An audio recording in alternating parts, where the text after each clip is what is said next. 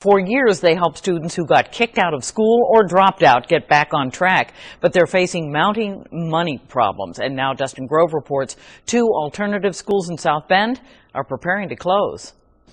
For 3 years, it's not just school. We spend time with them. We have them over to our houses.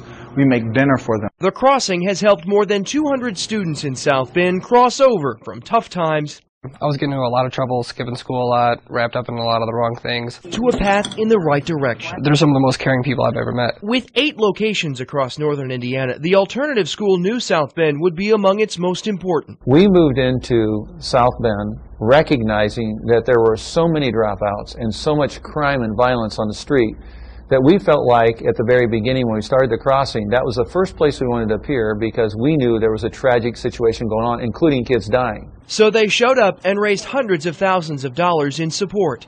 To stay afloat, the crossing asked the South Bend School Corporation to help by giving $6,000 per student, a portion of what the corporation already gets per student from the state. They would receive full funding, and they would just transfer a portion of the funding to us. But Monday night, the board voted no, citing a number of concerns. Among them, the crossing is faith-based, and according to one member, the corporation could get into legal trouble for forming a partnership.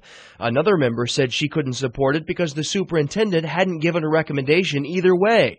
The director of the crossing says it means next year he will use private donations from South Bend to bus his South Bend students to the program school in Elkhart, where it has partnered with that city's school district. Because we have made a commitment to them that we will provide them with an education. It doesn't look good for the Central Academy either, an alternative school housed here at the Juvenile Justice Center in South Bend.